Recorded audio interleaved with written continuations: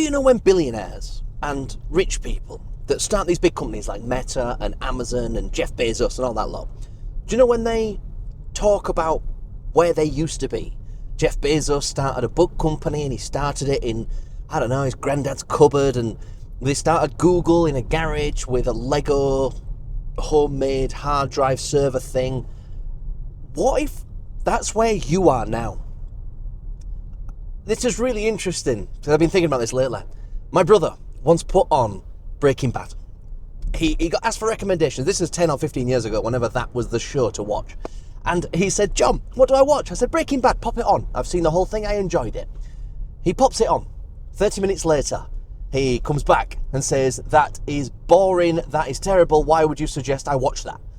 And to this day, that is always my best analogy for why you need to stick with things longer. It turns out, by pure coincidence, 30 minutes of Breaking Bad is just about 1%. That complete coincidence that it happens to be 1% of the whole show. And all I can compare that to is the percentage of journey that you are towards your destination, if that makes sense. What if you're on a 10-year timeline? 10 years. Do you know what 1% of 10 years is? 35 days. And although that doesn't sound like much time compared to 10 years, have you ever started a new business, a new idea, a new venture? You're doing something and you've not given it 35 days. Because I can hold my hand up and say I have.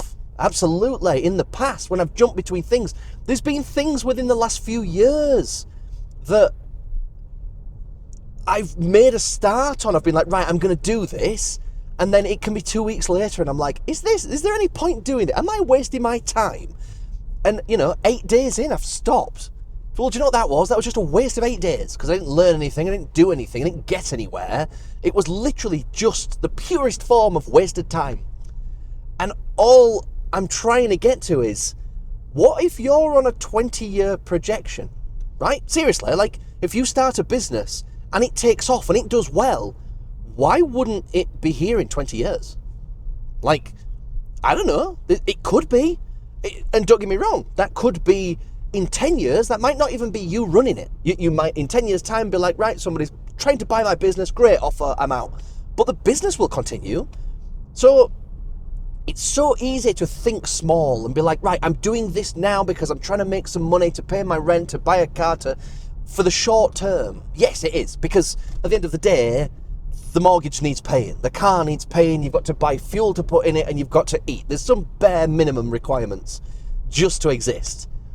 But when it comes to business, just look at the long-term time horizon, like how much time there is. But maybe you're doing the right thing. Maybe this is right. Maybe you're on your track now and you're working towards this goal. And something that I mentioned the other week to my wife, I wish, and everybody wishes they could do this, but this is not within the rules of life. I wish I had a magical ball and I could look forward and be like, does this make sense? Is this working? Does me making videos on YouTube, trying to help others, is it helping others? Is this doing what I want it to do? And if we could do that, let's be honest, it would take away part of the beauty of life, because we don't know what's going to come tomorrow and the days after. And if we knew what was going to happen, this would just be like watching a film again, right? Like, no. So the fact that we don't know what's happening tomorrow is part of the good, but at the same time, I can relate. Sometimes you're doing something and you're like, is this right? I just want someone to point me in the right direction. And that's not me necessarily, because like making YouTube videos, there's been times where I'm like, is this a good use of my time? Should I be doing this? Should I be doing something else? Well, it turns out I just enjoy it, so it's just a hobby at this point. But I'm trying to encourage you guys to not quit Breaking Bad after 30 minutes, which is a strange way of putting it. But this could just be the start of your story. This could be it. You could be like, yeah, so I started business one, and it didn't really work. We'll go back. I'll tell you the businesses I've started. Sold sweets at school, sold golf grips for putters on eBay. I've sold other things on eBay that I've bought and sold. This is from like age, 15 to now. So the last 15 years, I'm nearly 30. A month today, actually. And even though a business doesn't work, what does working mean? Because don't get me wrong, I own and operate Murgs. We're a weightlifting and crossfitting brand. A CrossFit and weightlifting brand. We do accessories for that sort of thing. There's only me. There's no we. I'll use we all the time. It's just a force of habit. It's only me. And Murgs is working by traditional standards. I'm full-time, self-employed. I do my own thing. I mean, now it's 10 a.m. on a Wednesday. Like, this is quite a luxury. I have to keep reminding myself part of my pay is time and freedom. It's kind of crazy. But when you're starting out these businesses and you're working through them and you're chipping away and you're doing things, you're learning. And I know that sounds crap. It does. I don't want to learn. I want to make money. I get it. But at the same time, you just can't rush being really good at something. If it was easy, everyone would do it. That's it. Just in the same way that having a six-pack or having abs is seen as, that's unusual. Wow, he must have worked hard for that, because there is no magic to getting abs. You can't take a pill and just have abs. There's not a thing. In the same way, you can't just watch a YouTube video and be good at business. No, it's about building up, in a weird way, your personality to respond to problems and how you deal with things. And don't forget, you're starting a business, but you're a manager in training. That's it. You're training to be a CEO. And when you put it like that, well, of course nobody gets that figured out on week one. Obviously. Like, of course you can't run and manage a business that's profitable, that generates cash flow enough to support your full-time income. That is a big deal. Forget all the bullshitters on YouTube that make 100 grand a month drop shipping, flipping headphones from China. It's all just bollocks. Seriously, it's all just bollocks. It's all smoke and mirrors. It really is. How many people are like me doing this out in the vans, just working? You've got to just chip away at it and grind and... Yeah. So you're in training to be a CEO. Of course you're not making CEO money yet. You're not very good at it. Even now, I've only been full-time at Murgs for 2.5 years. Only 2.5 years. I've been in business for 15. You look at that as a percentage, and I can't do the maths on the fly in my car, but that's not much. That is that 15 or 20%. And you're like, yeah, of course. This is hard. It's meant to be hard. Because if it wasn't hard, we'd all do it. And if business wasn't hard, big businesses wouldn't go out of business. Don't forget that as well. If this was easy, you'd never be seeing Debenhams closing down. Why did Debenhams close down? Because they ran out of money. So it turns out even when you're some sort of massive, big conglomerate, you can still do a bad job. You can absolutely do a bad job of running a business. You can still manage cash flow poorly. But we're just doing it on a smaller scale, which is the best place to be. Of course you want to do it on a smaller scale. I don't want to be CEO of Debenhams. I'm quite happy managing my thousands of pounds, not millions of pounds. Like... decisions all scale up, the risk all scales up. But I want to just encourage you to keep going. That's all you've got to do. You've just got to keep going. And there's days when you want to quit. There's days now when I want to quit, and me of 15 years ago would be in disbelief that this is what I'm doing. I'd be like, no way, it worked. But I could never tell my 15-year-old self, don't stop. But I can tell you. And I know it's not the same, but there are so many things in life that I've learned. I feel lucky to have learned in my 20s. You know, I worked for myself in my 20s. I'm incredibly proud of that. And it's like, wow, that's actually a big deal. No, I don't drive a Lamborghini. I drive an Audi A6 because I've got twin girls and I need space. And, you know, there's no Lambos. There's no Rolexes. I've got a Huawei smartwatch with a crack in the screen because it tells me the time, and that's all I need. So just remember that as well. I found a comment a few weeks ago saying that, oh, John, making £36,000 a year running your own business, that's not very good. And it's like, no, compared to bullshit numbers. The fact that compared to normal or average or a normal human, it's remarkable. And I have to remind myself that, because the amount of times, this is something I've struggled with for years, is downplaying my own achievements. The first time you sell something the first time you launch an online store, that's massive. The first time you make a sale to someone else, you found someone else that trusted you with their hard-earned money. They paid you and got a thing, and were probably like, wow, this is great. That is massive. The first time you place an order overseas, that is a big deal. That's going from working a normal job. You know, I used to work in engineering. I just manufacture things, and then I'm going to ordering from overseas in different currencies and managing freight forwarders. And do you know what I mean? You've got to really remember that the things you're doing are not normal. It's not normal, and it's not easy. It's just a shame that bullshit is so popular. And of course it is, right? Imagine if they did a drama or a TV show based on someone's normal life.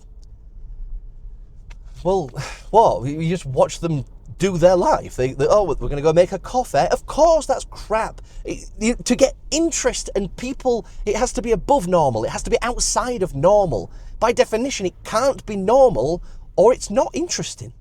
If everyone was like, oh yeah, so I work 40 hours a week and I make a normal wage, but I do it from my own bedroom, people might be like, oh, that's kind of like a normal job, but the convenience of home.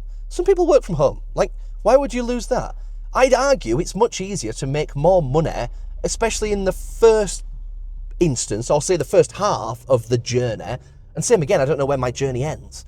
But if I wanted to make £5,000 a month, which sounds great, I think that would have been easier to achieve in the last 8 years working for someone else. And I stand by that. I absolutely, yeah. To manage a business that brings in all that, like you look at products and you're like, oh, this one might make £20 in profit. You do the maths on it. You're like, wow, I've got to sell a lot of those to make that, to pay me. Never mind the business, that needs money as well. A business can't buy new products and new lines without profit. So yeah, all I'm saying, I think what I'm saying is just keep going. It's hard. It is. The amount of times I've wanted to quit is so frequent. But I've come to a point where I'm like, no, I think this is what it is. This is just the reality of it. You can't be surprised when something keeps happening, right? If every time you touch your car door handle, you get an electric shock, you might only need to touch it twice before you go, I can spot a trend, you know, and that's it. So yes, you will want to quit. You will want to not do this. You will doubt yourself constantly. Especially when you work for yourself, by yourself. There's no business partner. I end up asking my wife, and she is wonderful. But, you know, sometimes she gives the best she can, and I really appreciate it. But that's not necessarily the level I need or want. You know, I need to talk to other people. So I do. You know, I reach out to others, and I've got a small network of people, and, you know, there's another benefit to being in business a long time. You meet a lot of other people that are in business a long time. You do. You'll talk to others. There'll be similar things. You'll get into groups or interests, and one of the best things I did was mentorship. I did 6 months mentoring, where I got mentored by a chap named Ben. Fantastic. It was some of the best money I've spent, because, I mean, I think it was something like, it was quite expensive. That's maybe £600 a month, 500 plus VAT. And you're like, wow, that's real money. Best money I've spent. I can waste that on Facebook. But back when I did this a few years ago, that was money that I'd use on advertising to generate no return. And it's like, yeah. Earlier on, definitely more useful buying the knowledge. But same again, there's too many bullshit artists online that'll try and sell you a course for £5,000 that don't really do much. So don't worry about all that. But yeah, this could be your starter story. This could be right now. In fact, here's a little story. When I learnt to ride a motorcycle, I like riding motorbikes. I think it's ace. I have one, and it's winter, so I don't ride it at the minute. I went to ride this bike, and the first time I sat on a motorbike, I remember having my hands and my feet, there's 4 points of contact. There's brake, clutch, brake, and gears. And you're like, I'm used to a car where I kind of just do the foot thing and steer. And it's like, yeah, but up here now you've got a clutch on your left hand and a brake on your... It's like, I remember sitting on that bike thinking, wow, this is hilarious. I'm sat on this, like, I feel like a 10-year-old that's just got on something of their dad's. It was like, what's this? This is fun. And I remember thinking, this is funny. I have no idea what I'm doing. Seriously, I stood there and I was like, I have no idea what I'm doing. This is hilarious. Now I look back on that so fondly, purely because I'm like, yeah, that's really funny that I now know how to ride a motorcycle very competently. I mean, don't get me wrong, we're not doing wheelies and stunts. But at the same time, you know, when you've done 10,000 miles and rode it to work, when I used to work in engineering, like, I'm really competent at riding a motorcycle. So I ride around now and I'm like, remember when I used to, you know, think this was tricky? And now it's effortless. You will do that in business. You will. The challenges that you had at one point, you'll look back and be like, as if that used to be an issue. And there's challenges that I have right now, like challenges in my business where I'm like, what do I do with this? What do I do with that? Oh, this is concerning. Because just new things. You come to expansion or trying to sell in the EU or this, you know, trying to get a Spanish VAT number. Turns out you need signatures from a notary, and I learnt a lot. And I'm like, I don't know what's going on. If I got that through again today, I'd be like, right, done. I'll book that with that. I'll do that, and I'm sorted. So things will sound hard now, but just try and enjoy the process. Just try and stick with it and think, be interested in your lack of knowledge and how to fix that gap. Because you can. The knowledge is everywhere. It just depends who and where you get it from. My only advice is try and get advice from those where, I don't want to say it's less sensationalized, because there's an overlap between really useful advice in business, making a really entertaining business-themed video, and there's a lot of people that fall in the middle, right? Because, I mean, Alex Hormozy used to just sit at his desk, bit similar to this, and talk to a camera. And then later on, he started doing more entertainment side with all the editing and the fast-paced. But the business advice was still good. It was just shrouded with, I don't know, like a distraction fog. But the advice is still good. So the thing I used to do when I used to do more bodybuilding training is take advice from everyone and you sift through it. You be the filter. Just take it. Don't take everything as, yes, this is true. Take it as someone suggested it. Someone suggested it that you're not familiar with. My mum said, oh, John, why don't you try sending emails on Klaviyo and then sending some things to the non-openers after? That's a strange example, but just try and, that was bonkers. Try and look at it with a pinch of salt. Try and take things critically and then test little bits and bats. You'll slowly learn who comes out with useful things, you know? Anyway, I'm rambling. I'm currently off to the shops. So, yeah, stick at it. Honestly, it's worth it. It really is. And I only try and tell you guys things that I wish I told me, or I wish I knew. That I try and tell you the things that I'm thankful that I know. Because it's like, I feel fortunate to know this at this point in time. You know, things like investing and the stock markets and the S&P 500. There's other things, which, if anyone's interested in my other life experiences and how I can help, I helped a lot of lads at work move pensions around, and hey, I'm not a financial advisor, but, you know, if it's useful to someone, I'm open to share. So, stick at it, chaps. And chapettes. Anyways, I'm checking out. I'll catch up with you guys in the near future. Adios.